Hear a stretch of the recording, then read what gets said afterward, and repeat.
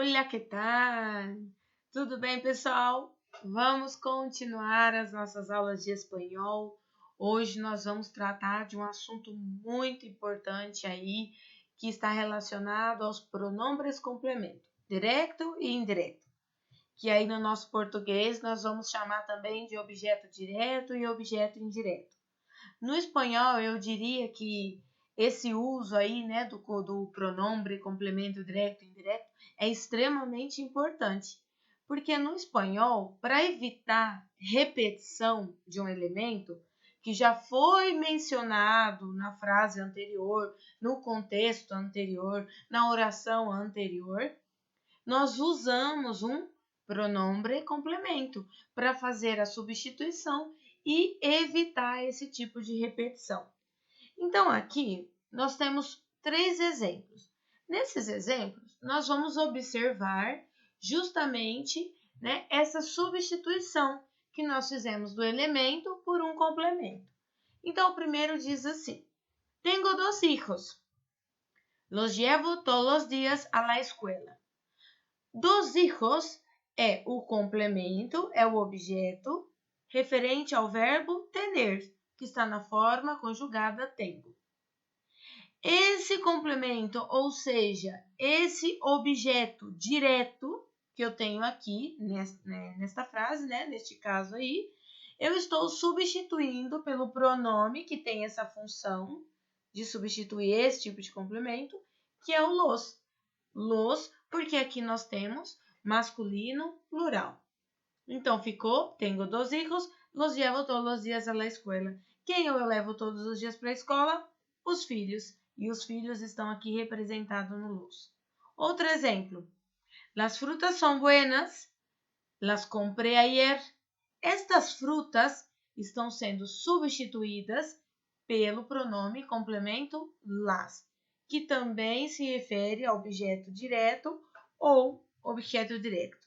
Sim? Depois, outra frase. Ele escreveu para Pedro e lhe contou todo. Ele escreveu para Pedro. Para quem que ele escreveu? Para Pedro. Eu substituí o complemento aqui, no caso, que foi Pedro, que é um objeto indireto, que está na função de objeto indireto. Por quê? Porque esse verbo escrever, na forma conjugada escreveu, pediu, além de um complemento, uma preposição para ligar a esse complemento. Então, aí eu tenho um objeto indireto e o pronome com essa função que foi utilizado para substituir foi o lhe. Agora, eu vou explicar para vocês, passo a passo, para vocês conseguirem encontrar esses complementos. Então, são 3 passos que eu diria dicas. O primeiro passo é encontrar o verbo. Então, encontre o verbo na frase. O segundo passo é perguntar ao verbo que, quem. E o terceiro passo é perguntar ao verbo a quem ou para quem. Ao encontrar a resposta que ou quem, aqui dependendo, né? Você encontrou o complemento direto. Ao encontrar a resposta a quem ou para quem, você encontrou o complemento indireto. Quais são os pronomes que nós vamos utilizar aí como complemento direto e como complemento indireto? Temos para a primeira pessoa do singular yo, me. Para a segunda pessoa do singular tu, te. Para a terceira pessoa do singular masculino, lo. E feminino, la. Para a primeira pessoa do plural, nos outros, nos. Para a segunda pessoa do plural, vós outros, os. E para a terceira pessoa do plural, masculino, los. Feminino, las. E os pronomes complemento indireto, quais são? Para a primeira pessoa do singular, também é o me. Para a segunda pessoa do singular, também é o te. Não teve diferença entre o direto e o indireto. A diferença vai estar na terceira pessoa, tanto do singular quanto do plural. Enquanto no complemento direto eu uso lo, lá, no indireto eu vou usar le ou se quando eu tiver dois tipos de complemento. Isso aqui nós vamos ver agora na continuação aí da nossa explicação. E os demais, nós outros e vós outros, seguem iguais. Então, a diferença está na terceira pessoa do singular, terceira pessoa do plural.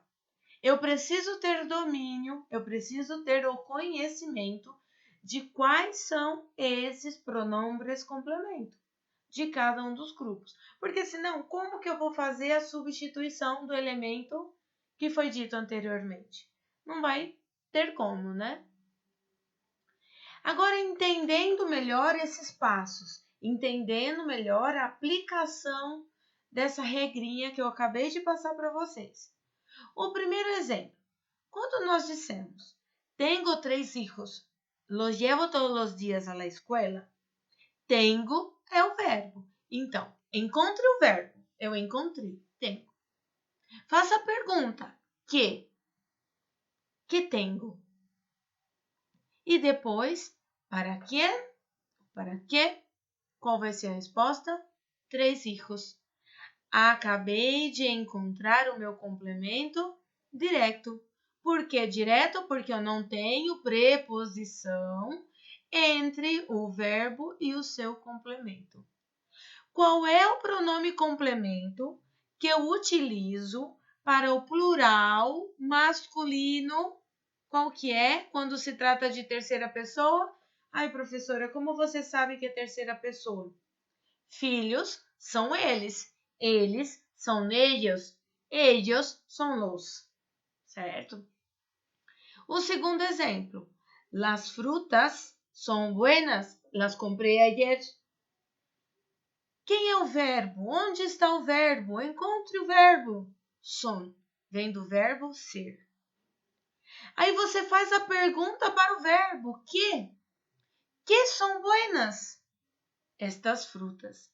Estas frutas, que foi a resposta que eu encontrei, eu fui substituindo elas aí por las. Por quê? Porque as frutas são elas são ellas, e ellas, o pronome correspondente é las, por se tratar de um complemento direto. O outro exemplo. Ele escreveu para Pedro e lhe contou todo. Onde está o verbo? Escreveu, vem do verbo escrever, escrever. Que ou quem? Para quem? Qual é a minha resposta? Para Pedro. Quando eu perguntei para quem ele escreveu, a minha resposta foi para Pedro. Quando eu tenho um complemento e ele, além de estar sendo ligado aí, né, com uma preposição, no caso o para, ou seja, eu tenho um objeto indireto, eu tenho um complemento indireto, eu vou usar lo, las? Não, eu vou usar le ou les. Então, aqui, se Pedro é ele é ele, qual é o pronome correspondente? Le. Continuando. Posicionamento dos complementos na oração. Porque assim, você pergunta onde está o verbo, você encontra o verbo, você faz a pergunta que, quem, para quem, né? E você encontra o tipo de complemento que você tem aí na sua frase. Ótimo. Aí você vai fazer a substituição de qualquer jeito? Em qualquer lugar? Se é uma frase extensa, aonde você vai colocar esse complemento? Por quê? Se você vai colocar um pronome substituindo um elemento, você tem que ver a posição que você vai colocar. Qual é a sua referência, o seu ponto de partida? Não é o verbo? Sim, é o verbo. Então, aqui, nós vamos ter duas possibilidades. Duas possibilidades. A primeira é você ter o complemento indireto, mais o complemento direto e depois o verbo. A segunda é você ter o verbo, o complemento indireto e o complemento direto. Mas, na verdade, isso aqui está seguindo uma regrinha. Anotem aí. A regrinha diz o seguinte: quando o verbo está conjugado, seja ele em que tempo for, menos imperativo afirmativo, você deve colocar por regra esse pronome com função de complemento antes do verbo conjugado. É regra. Agora, se você tem um verbo e o verbo está no gerúndio ou no infinitivo, a regra diz que você vai colocar esse pronome aí, com função de complemento direto e indireto, depois desse gerúndio, depois desse infinitivo, formando uma única palavra. Você une os pronomes com o verbo, você une, forma uma única palavra e tem que ser depois. Agora, também existe uma terceira possibilidade, que é você ter dois verbos na sua oração. Um verbo conjugado e o outro o verbo no infinitivo ou gerúndio. Professora, tem que ser dessa forma? Sim, tem que ser dessa forma. Quando isso acontecer, quando a sua frase tiver um verbo conjugado e em seguida um outro que esteja no infinitivo ou no gerúndio, você pode escolher aonde você coloca os pronomes. Mas é um escolher meio, né? Mais ou menos escolher, né? Por quê? Porque se você quiser colocar antes, ótimo, pode colocar. Mas aí tem que ser antes de quem? Do verbo conjugado. E se você quiser colocar depois do segundo verbo aí, que está no infinitivo ou no gerúndio? Você pode também, mas aí você vai ter que colocar formando uma única palavra. Então, aqui vocês têm a representação das duas possibilidades e agora nós vamos ver três exemplos de substituição desses elementos para evitar, né, a repetição e, além disso, com verbos conjugados em tempos diferentes. Vamos lá? Quando eu digo, ela comprou um regalo para mim, qual é o verbo? Comprou. Comprou o quê? Um regalo. Para quem? Para mim. Esse para mim sou eu, que lá nos pronomes nós dissemos que a representação é me. Então, eu vou tirar o primeiro complemento, eu vou tirar o segundo complemento, ou seja, eu vou tirar o primeiro objeto, o segundo objeto e vou colocar um pronome no meio. Então, aqui como que ficou a minha substituição? Ella me lo comprou. Por que está me lo comprou, sendo que o para mim, ou seja, o me, está aqui no final e veio antes? Porque quando você faz a substituição, tanto de um objeto direto quanto de um objeto direto e indireto na mesma frase, você faz o quê? A inversão. Primeiro você coloca o pronome do indireto e depois você coloca o do direto. Muita tranquilidade, porque mais para frente nós vamos ver isso de forma mais detalhada. Depois, ela comprou um regalo para mim. Onde está o verbo? Respondam aí. Comprar. Na forma compra. Um regalo para mim. Um regalo, o primeiro complemento. Para mim, meu segundo complemento. Um regalo, objeto direto. Para mim, objeto indireto. Então, eu vou fazer a substituição desses objetos por pronomes com esta função. Então, fica, ella me lo compra. Ella comprará um regalo para mim? Ella me lo comprará. Qual foi a diferença dessas três frases? Que a primeira está no presente, que a segunda está no passado e que a terceira está no futuro. A colocação ficou exatamente a mesma. Por que ficou exatamente a mesma?